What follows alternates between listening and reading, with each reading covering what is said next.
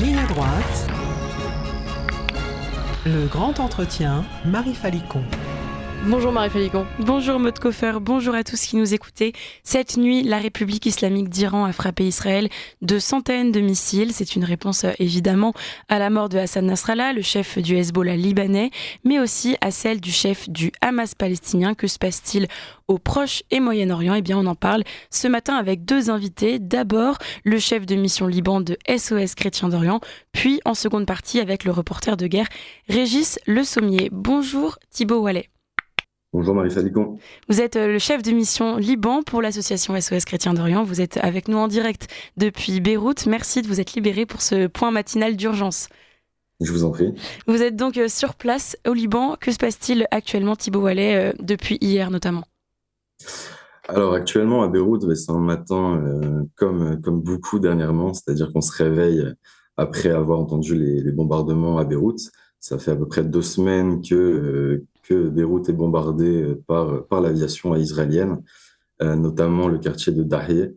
Donc c'est vrai que la nuit dernière, on a encore entendu 4-5 détonations. Et ensuite, effectivement, avec cette pluie de missiles venant de l'Iran jusqu'en Israël. Donc je pense que selon les dernières estimations, on estime à 200 missiles, quelque chose comme ça. Donc voilà, donc aujourd'hui on se réveille à Beyrouth en essayant de suivre un peu ce qui se passe et en restant dans l'expectative et en essayant de voir un peu comment les choses vont évoluer. Vous avez parlé notamment de Dahieh, donc la banlieue sud de Beyrouth. Est-ce que les quartiers chrétiens, les quartiers sunnites de la capitale ont aussi été touchés, ou bien c'est seulement aujourd'hui les chiites de la banlieue sud et les membres du Hezbollah qui sont visés par ces tirs? Alors c'est vrai que ça reste très localisé sur Dahieh. Donc pour nos auditeurs qui ne sauraient pas comment est organisé Beyrouth, c'est vrai que Beyrouth est divisé en 3 zones. À Beyrouth ouest, c'est une zone sunnite. À Beyrouth est, c'est une zone chrétienne. Et le sud de Beyrouth est ce qu'on appelle Dahieh, donc qui veut dire la banlieue, c'est une zone chiite. Donc pour l'instant, c'est vrai que tous les bombardements restent localisés à Dahieh, à part un bombardement, enfin une frappe ciblée il y a 2 jours, je pense, qui avait lieu à l'intersection de Kola, qui est dans le centre de Beyrouth, qui n'est plus dans Dahieh. C'était la première frappe qui touchait vraiment Beyrouth en tant qu'elle-même depuis quelques décennies. Alors l'armée israélienne a appelé bien sûr les civils à évacuer justement les zones touchées jusqu'à présent. Ça concerne qui? Ça concerne les populations du sud du pays, du sud de la capitale, ou alors ça s'étend vraiment à travers le Liban? Alors c'est vrai que depuis quelques jours, l'aviation israélienne prévient qu'elle va bombarder surtout à Beyrouth. Ça fait plusieurs jours qu'on voit que les habitants de Dahieh reçoivent des notifications 30 minutes à l'avance en disant eh bien voilà, nous allons viser tel point, tel point, tel point. Donc s'il vous plaît, évacuez d'au moins 500 mètres. Et ça se passe également aussi dans la Beka et au sud Liban. Donc, qui sont majoritairement des zones chiites. Mais par exemple, nous, en tant qu'association SOS Chrétiens d'Orient, nous sommes en contact avec des villages chrétiens qui sont au sud Liban, comme Ain Ebel, Debel, Khmeish. Et c'est vrai qu'on a appris hier avec nos équipes que les Israéliens prévenaient ces villages, non pas cette fois-ci pour les bombardements, mais plutôt pour les incursions qu'ils ont commencé hier en passant la frontière apparemment. Et donc ils disaient justement à ces villageois de quitter leur village car ils allaient arriver. Et alors que deviennent justement tous ces déplacés? Parce qu'on comprend bien que ça crée... D'ailleurs, je crois que c'est le Premier ministre libanais qui l'a dit, que c'était le plus grand déplacement de population de l'histoire du pays. Que deviennent tous ces déplacés? Où est-ce qu'ils sont accueillis à travers le Liban? Est-ce que justement il y a des infrastructures d'urgence qui sont créées, un accueil humanitaire qui est mis en place? Tout à fait. Donc, le Premier ministre libanais Najib Mikati disait il y a quelques jours qu'on estimait à 1 million le nombre de déplacés au Liban. Pour autant, le nombre officiel des déplacés recensés n'est que 200 000. Ce qui montre un peu le chaos de la situation, c'est-à-dire qu'on estime à 1 million le nombre de déplacés au Liban, mais uniquement 100 000 sont enregistrés dans des centres d'accueil. Ces centres d'accueil, il y en a actuellement 700, enfin hier il y en avait 777. C'est un nombre qui évolue de jour en jour au fur et à mesure des réquisitions faites par l'État. Donc, c'est des écoles, principalement des écoles publiques. Il n'y a plus d'école actuellement. La rentrée, elle devait avoir lieu il y a quelques jours. Actuellement, les écoles sont réquisitionnées pour servir de centre d'accueil pour les déplacés. C'est une solution temporaire, mais malheureusement, on pense qu'elle va durer parce qu'il n'y a pas d'autres infrastructures pour justement gérer ce flot de déplacés. Donc voilà, donc c'est des déplacés qui prennent la route et qui essayent de trouver refuge, donc soit chez des parents, soit chez des proches, soit chez des amis, et en dernier recours dans des centres d'accueil. Voilà, au fur et à mesure de leur avancée sur les routes, ils ont la liste des centres d'accueil, ils toquent à la porte, ils essayent de trouver une place, et s'il y a de la place, eh ben, on les accueille. Ça s'était déjà vu en janvier dernier. Je me souviens qu'SOS Chrétien d'Orient avait d'ailleurs mis en place une aide d'urgence humanitaire pour aider les populations du sud du pays. Est-ce qu'elles avaient pu revenir entre-temps ou alors quand ils sont déplacés, ils ne reviennent pas ou ils ne sont pas encore revenus? Alors là, justement, c'est tout l'enjeu, vu l'importance des destructions et des dégâts causés justement dans les zones sinistrées. Chaque déplacé qu'on rencontre et avec qui on s'entretient nous dit vraiment cette solution va durer car on peut pas retourner chez nous. Tout est détruit, nos villages n'existent plus, nos maisons sont détruites, il n'y a plus rien. Et donc, ils n'arrivent pas à se projeter vers un retour chez eux. Vous avez dit tout à l'heure que l'armée israélienne avait passé la frontière du sud du pays. Quelles peuvent être les conséquences d'une opération terrestre et à quoi est-ce qu'on peut s'attendre dans les prochains jours justement et quel impact ça aurait pour les populations libanaises? Alors, à quoi on peut s'attendre dans les prochains jours? Eh bien, écoutez, c'est vraiment la question au Liban. C'est vrai qu'ici, on vit. Enfin, les Libanais disent toujours on vit jour par jour, et dernièrement, ils nous disent on vit heure par heure ou minute par minute. Donc, on ne sait pas trop à quoi s'attendre. Ce qui est sûr, c'est que l'armée israélienne a toujours dit que leur objectif, c'était de repousser le Hezbollah au nord de la rivière Litanie, conformément à la résolution des Nations Unies. À voir s'ils poursuivent leur incursion, à voir si c'est vraiment leur objectif, et à voir quel est leur agenda, et voilà, et au fur et à mesure des jours, quelle sera leur position. Nous, ici, en tout cas, au Liban, et les Libanais suivent ce qui se passe, mais c'est vrai que s'il est difficile de savoir un peu comment la situation va évoluer et surtout à quelle vitesse. Et vous, justement, Thibaut Wallet, avec SOS Chrétien d'Orient, vous êtes toujours sur place. Quelles sont vos missions donc actuellement dans ce chaos? Qu'est-ce que vous pouvez faire? Alors actuellement, c'est vrai qu'on lance une mission d'urgence, donc c'est beaucoup de projets d'urgence justement à propos des déplacés, pour essayer justement d'aider ce flot de déplacés à subvenir à leurs besoins. Donc par exemple, on est en contact avec le ministère des Affaires sociales libanais qui nous rapporte un peu ce qui se passe sur le terrain. On fait aussi nos évaluations. Et dernièrement, on a par exemple pu offrir 65 matelas et 65 oreillers dans un centre de déplacés à Djel el-Djib. Donc Djel el-Djib, c'est à 7 km au nord de Beyrouth. C'était une école publique donc, qui est réquisitionnée pour servir de centre d'accueil. Et en fait, c'était il y a quelques jours. Et ces déplacés arrivent et forcément, ils arrivent avec ce qu'ils ont réussi à emporter. Et alors, Ouais. Donc, c'est-à-dire parfois pas grand-chose.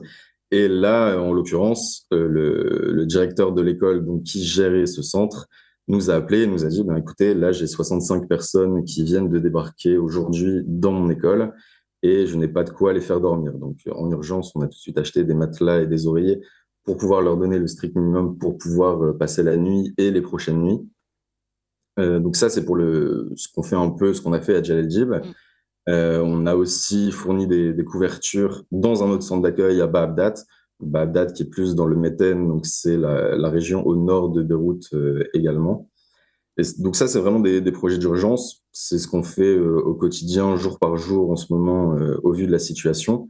Sinon, on lance aussi un projet plus médical, cette fois-ci plus dans le sud, auprès des populations qui malheureusement n'arrivent pas à quitter ces zones ou désirent rester au maximum dans leur région. Donc, c'est aussi bien de les aider.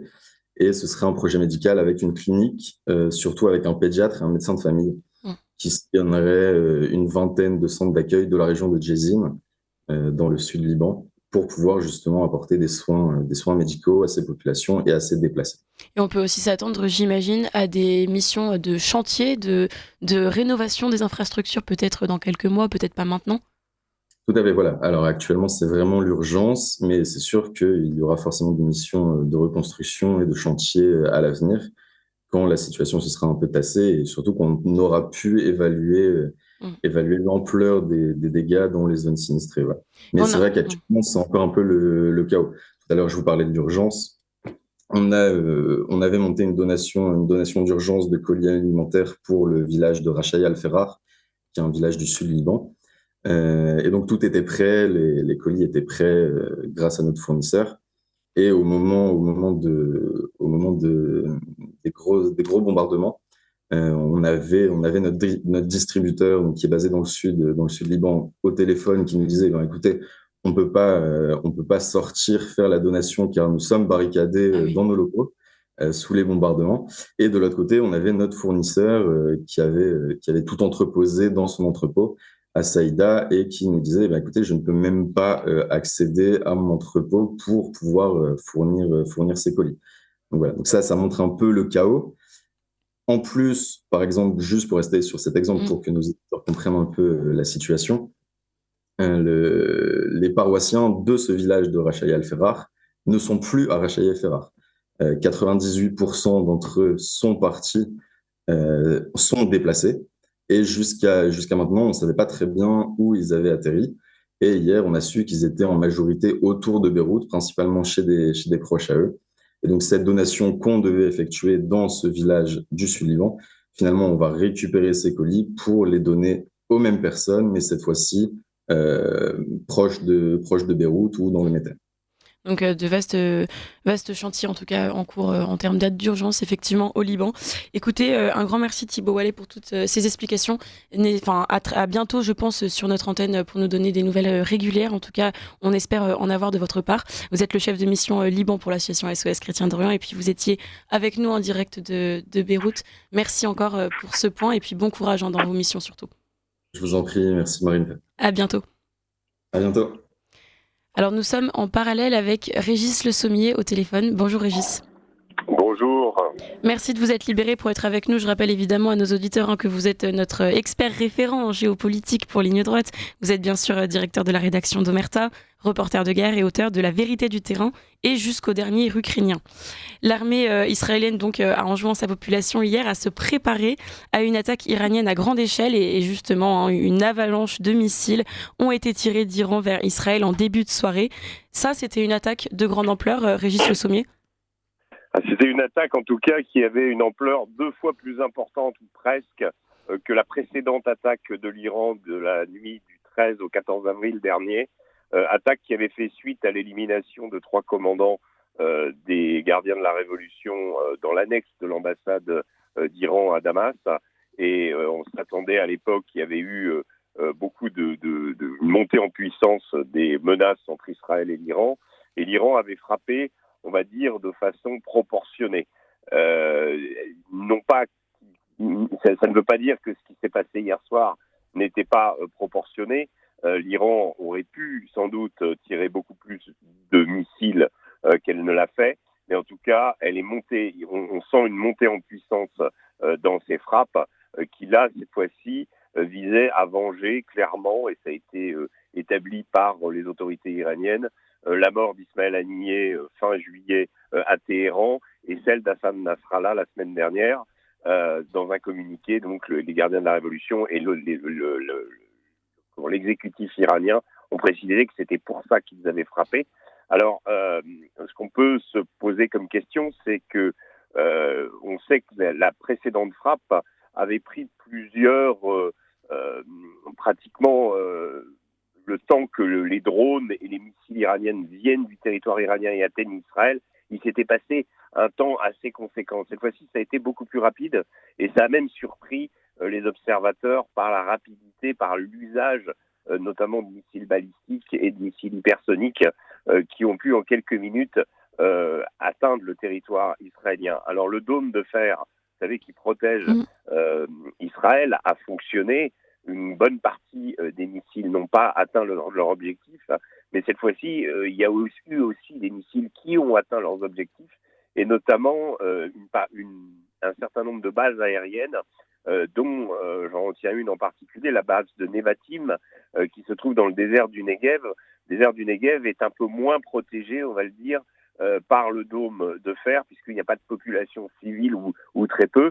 Et une part des objectifs iraniens, justement, étaient des objectifs militaires, essentiellement. Et cette base a été frappée de façon assez conséquente hier. On sait que c'est une base de laquelle décollent les F-35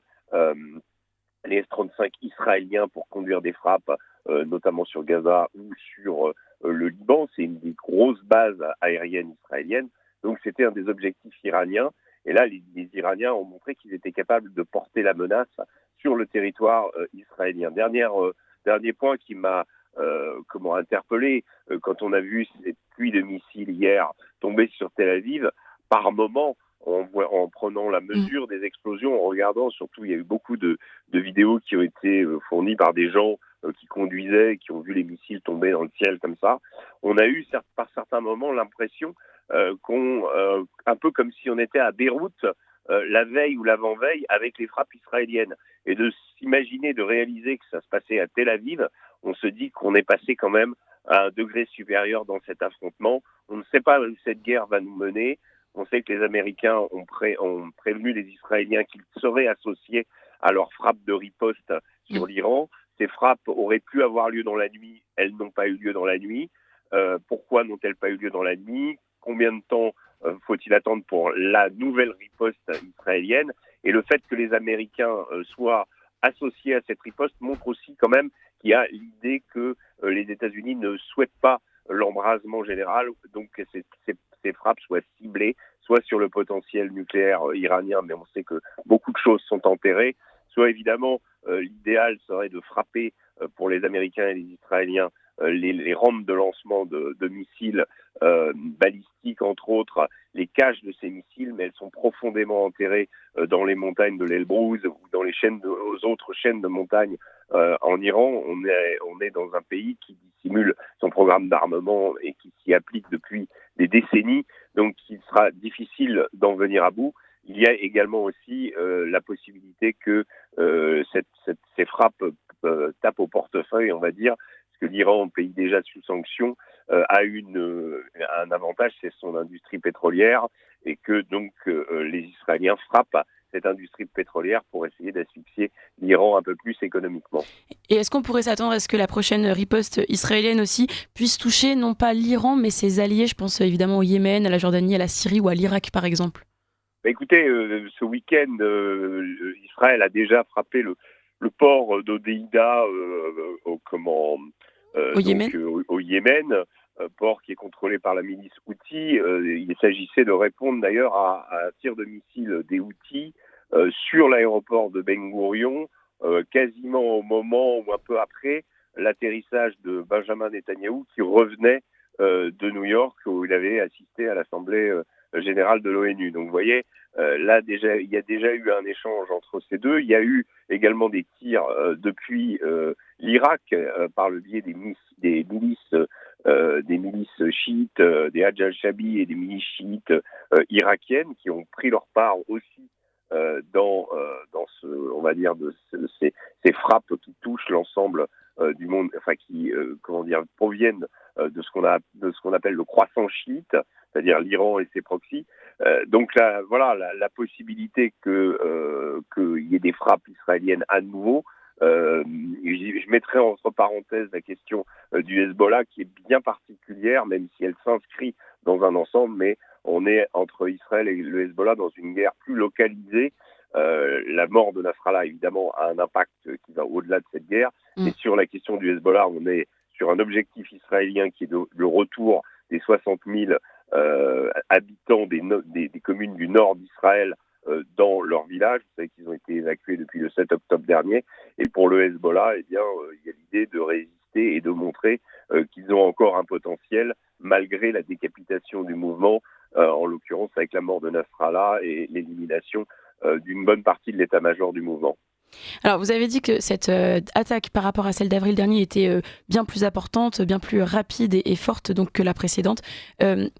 Concrètement, on a l'impression d'une position de force, c'est vrai, d'une démonstration de force réussie en tout cas de l'Iran. Et d'ailleurs, avec cet engagement américain, ou en tout cas ces promesses d'engagement, puisque Joe Biden a donné l'ordre à son armée d'aider Israël, de l'aider à intercepter ces missiles justement, est-ce qu'on n'est pas dans une position pour Israël un peu plus délicate justement? Leur défense semble un peu dans le besoin s'ils doivent faire appel aux États-Unis, non? Oui, et puis être mis un petit peu, que les Américains s'associent à Israël dans sa riposte à l'Iran, c'est d'abord, en premier lieu, une assurance que l'Amérique soutient l'action d'Israël. C'est quand même très important, puisque là, on n'est plus simplement dans une riposte au 7 octobre avec la question de Gaza. On va au-delà, en attaquant directement ou en échangeant en tout cas des frappes réciproques avec le parrain de tous ces groupes de la région, que ce soit le Hamas, le Hezbollah, les Houthis ou les milices chiites irakiennes. Donc là, il y a effectivement une sorte de caution donnée par les Américains, mais en même temps, une manière aussi, et ça c'est notoire, de placer replacer Israël un petit peu sous la coupe des Américains. On sait par exemple que hier, il y a eu un ballet diplomatique, si on peut dire, parce que la diplomatie fonctionne vraiment au minimum en ce moment, et ce sont plutôt les armes qui parlent, avec un dialogue qui s'est fait entre Netanyahou et Vladimir Poutine. On sait par exemple que quand les Iraniens ont prévenu les Russes de leur tir, les Russes ont immédiatement prévenu les Américains. Oui. Donc si vous voulez, chacun a été mis au courant, ce qui montre qu'on communique. Voilà. Et ce qui montre qu'à ce niveau-là, c'est-à-dire au niveau vraiment supérieur, il y a une volonté générale de faire en sorte qu'on ne débouche pas sur une troisième guerre mondiale. Voilà. Et c'est, je pense, très important, parce que c'est à mettre en parallèle avec la décision des Américains de ne pas fournir à l'Ukraine, donc sur notre théâtre, d'armes de longue portée, ou de ne pas autoriser l'Ukraine à utiliser ses armes pour frapper la Russie dans la profondeur. L'Ukraine utilise déjà les Storm Shadow, les Storm Shadow, c'est les armes britanniques de portée de 400 km, les Scalp français et également les attaques MS américains. L'Ukraine les utilise sur son territoire, mais l'Ukraine n'est pas autorisée à les utiliser dans la profondeur pour frapper la Russie. C'est très important. Pourquoi ? Parce que, on le sait, Vladimir Poutine, mercredi dernier, vient d'annoncer une révision, en tout cas une reformulation, une évolution de la doctrine militaire russe, qui inclut le fait qu'un pays non nucléaire, soutenu par des puissances nucléaires, peut recevoir, ou peut en tout cas se voir en cas d'attaque gratifié d'un tir de missile nucléaire tactique. Et donc ça change quand même beaucoup de choses par rapport au cas ukrainien. Et face à cette nouvelle doctrine, on va dire, ou en tout cas ce changement de doctrine de la part des Russes, eh bien Biden a laissé lettre morte la demande de Volodymyr Zelensky, justement, de pouvoir frapper la Russie dans la profondeur. Donc c'est très important.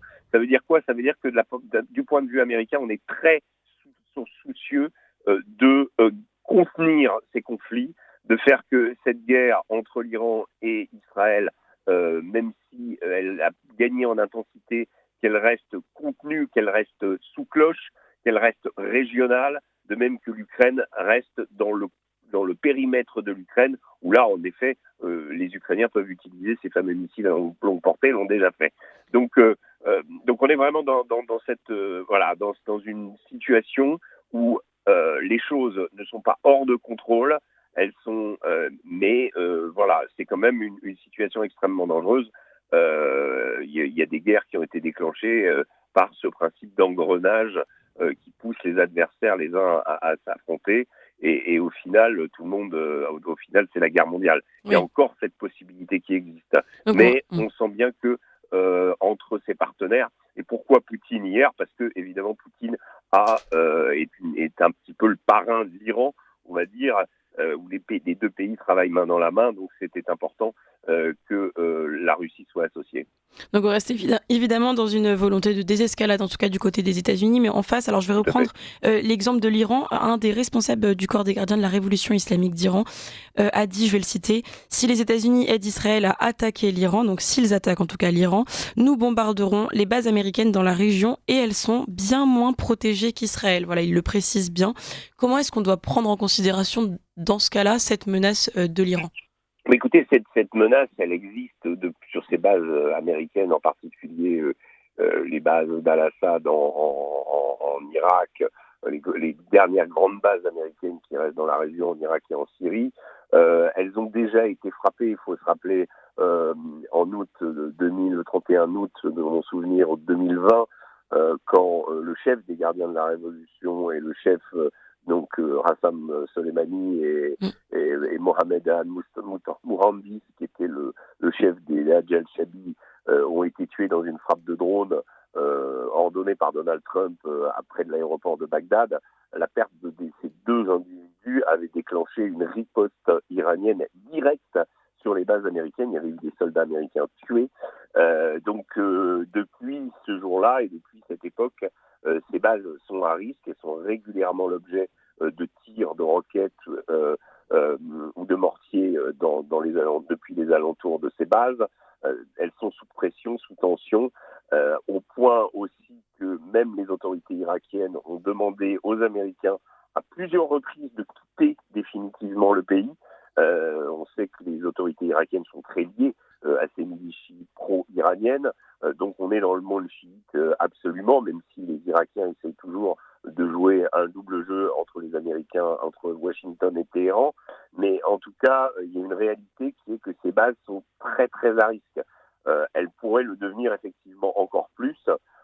C'est un point faible, on va dire, du dispositif allié, si on peut dire, entre Américains et Israéliens dans la région.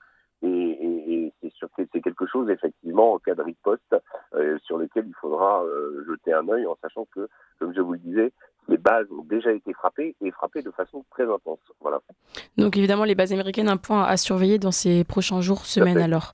On a parlé de l'offensive iranienne, on peut dire un dernier mot sur celle israélienne. Alors sur le Liban, le fait que ces attaques, ces opérations israéliennes aient eu lieu à quelques jours seulement du 7 octobre, est-ce que c'était anodin ou volontaire ?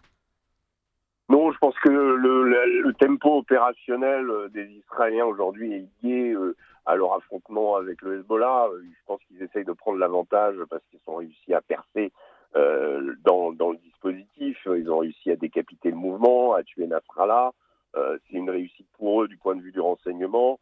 C'est des années de surveillance et des années de pénétration au cœur du Hezbollah qui ont permis de conduire à cette efficacité, et ils veulent pousser leur avantage. Donc au maximum réduire le potentiel du Hezbollah, en sachant qu'ils ont obtenu beaucoup de renseignements aussi en cartographiant tout le sud Liban et une partie de Beyrouth, en tout cas les quartiers sud, les quartiers chiites, là où le Hezbollah a une forte présence. Ça fait des années qu'ils les observent, et toute amélioration, tout changement dans un bâtiment, construction, dans une ferme, etc., a été observé, scruté à la loupe par les Israéliens. Donc ils savent où se cache une partie du potentiel militaire du Hezbollah, et donc ils veulent frapper. Je ne pense pas que ça ait un rapport avec le 7 octobre, on n'est pas dans une temporalité commémorative. En revanche, le 7 octobre pourrait donner l'occasion, ma crainte serait plutôt d'un point de vue terrorisme, à assimiler un peu des types d'attentats qu'il y a eu hier à Tel Aviv, c'est-à-dire des individus qui sèment la terreur dans les rues à coups de Kalachnikov, avec la mort au bout, en essayant de faire un maximum de morts. Ça, c'est une possibilité pour, en gros, venger les Palestiniens.